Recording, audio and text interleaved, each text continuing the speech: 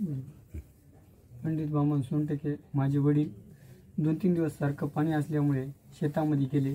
शेतातून वावरात धान खराब झाले असल्यामुळे घरी आले, रडले. आमच्या चुलत्यांना धरून शेतातून आणल्यामुळे जरासं बसले घंटाभर. बसून मनाला त्याचा विचार काय आला की काय नाही की येऊन डायरेक्ट ताराच्या ला हात लावले आणि वरी तारावर झोपी गेले. वडील, आई, 2-3 बहिणी आहेत.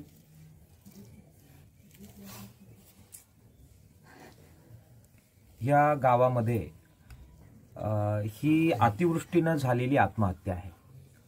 सबंध 4 एकरचं पीक सोयाबीनचं पाण्यात गेलं. वडील शेतात गेले, ते सगळं नुकसान पाहिलं आणि आल्यानंतर इथे ते धायमुकलून रडले. आणि विजेचा प्रवाह त्यांच्या गावांमधून तारांमधून जो जातो त्याला हात लावला, सार्वजनिक ज्या तारा आहेत, आणि त्याला चिटकून स्वतःचं जीवन त्यांनी संपवलं.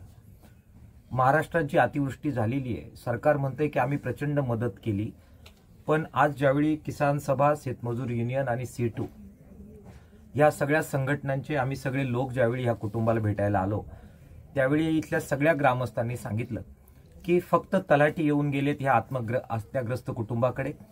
अद्याप कलेक्टर आलेले नाहीत, बाकी कोणतेही प्रशासकीय अधिकारी आलेले नाहीत, कोणतीही मदत या कुटुंबापर्यंत पोहोचलेली नाही. महाराष्ट्रातल्या सगळ्या नेत्यांना आणि राज्य सरकारला मला विनंती करायची आहे की ह्या कुटुंबाला तातडीनं मदत कशी होईल, त्याचं पूर्ण पुनर्वसन कसं होईल आणि सगळा महाराष्ट्र या शेतकऱ्याच्या मागे उभा आहे हा संदेश आपल्याला कसा देता येईल, यासाठी राज्य सरकारनं पावलं टाकावीत. अशी वेळ कुणावरही येऊ नये यासाठी अतिवृष्टी